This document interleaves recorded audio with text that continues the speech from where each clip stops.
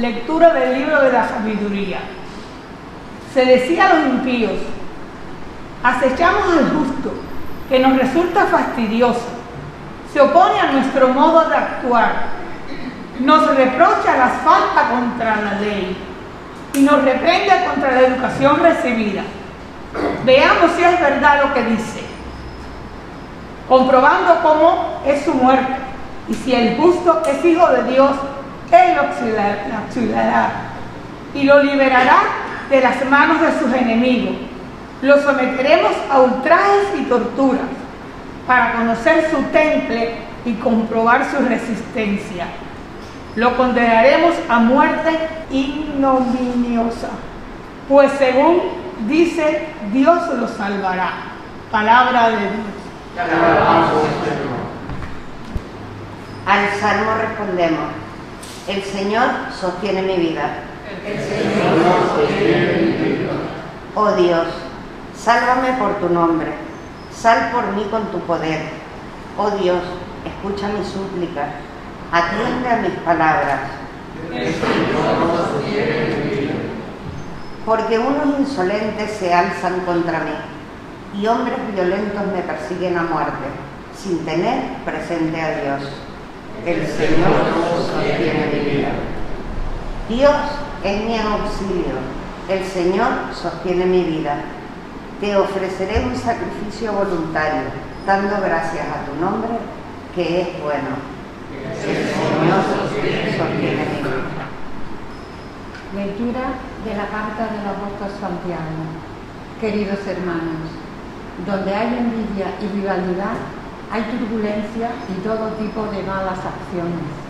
En cambio, la sabiduría que viene de lo alto es, en primer lugar, intachable y además es apacible, comprensiva, conciliadora, llena de misericordia y buenos frutos, imparcial y sincera. El fruto de la justicia se siembra en la paz para quienes trabajan por la paz. ¿De dónde proceden los conflictos y las luchas que se dan entre vosotros? No es precisamente de esos deseos de placer que pugnan dentro de vosotros. Ambicionáis y no tenéis, asesináis y envidiáis y no podéis conseguir nada, lucháis y os hacéis la guerra y no tenéis por qué no pedís. Pedid y no recibid, porque pedís mal, con la intención de satisfacer vuestras pasiones. Palabra de Dios.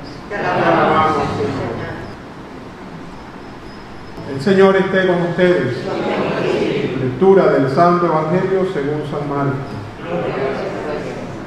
En aquel tiempo Jesús y sus discípulos atravesaron Galilea. No quería que nadie se enterase porque iba instruyendo a sus discípulos. Y les decía: el Hijo del Hombre va a ser entregado en manos de los hombres y lo matarán, y después de muerto a los 3 días resucitará. Pero no entendían lo que decía y les daba miedo preguntarle. Llegaron a Cafarnaúm y una vez en casa les preguntó: ¿de qué discutían por el camino? Ellos callaron, pues en el camino habían discutido quién era el más importante. Jesús se sentó, llamó a los 12 y les dijo: quien quiera ser el primero, que sea el último de todos y el servidor de todos. Y tomando a un niño lo puso en medio de ellos y les dijo: el que acoge a un niño como este en mi nombre me acoge a mí, pero el que me acoge a mí no me acoge a mí, sino al que me ha enviado. Palabra del Señor. El domingo pasado comenzamos a leer el capítulo 8 del Evangelio de San Marcos y decíamos que San Marcos se puede dividir el Evangelio en 2, del 1 al 7 y del 8 al 16, porque precisamente en el capítulo 8 sale la pregunta aquella: ¿quién era? ¿Quién dice la gente que soy yo? Después dice: ¿quién dicen ustedes que soy yo? Y comienza en ese momento a hablar con sus discípulos de lo que tiene que sufrir, de lo que tiene que padecer, que va a morir y que tiene que resucitar. Y durante estos capítulos siguientes, Jesús enseña a sus discípulos, pero sobre todo les enseña que Él es el Mesías sufriente, no el Mesías triunfante como ellos esperaban, sino más bien aquel que tiene que sufrir y morir por nosotros. Hoy estamos en el capítulo 9, pero sigue esa misma línea. Comienza este evangelio diciendo que Jesús les iba enseñando y decía: el Hijo del Hombre tiene que ser entregado en manos de los hombres, lo matarán y después de muerto a los 3 días resucitará. Sigue Jesús hablando de la cruz. Sin embargo, los apóstoles no entendían.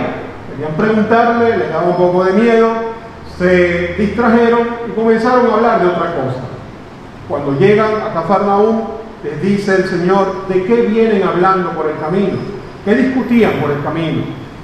Ellos se quedaron callados porque ellos estaban discutiendo quién de ellos era el más importante. Imagínense Jesús hablando de algo tan importante como la muerte y la resurrección, y ellos pensando en cosas tan vanas con quién de ellos era el más importante, quién de ellos era el preferido de Jesús. Eso nos puede pasar a nosotros también. Dios nos quiere hablar, Dios nos habla en nuestra vida. Nos habla en la Eucaristía a través de su palabra, a través de la comunión. Nos habla cuando en nuestra casa rezamos un rosario, cuando hacemos la coronilla, la misericordia, cuando entramos en oración, en esa lectura también de la palabra de Dios. Dios nos habla al corazón. Dios habla incluso cuando estamos en la calle, incluso cuando estamos por allí, un amigo que se presenta, una situación que tengo que enfrentar, algo que me pasa. Dios también nos habla allí.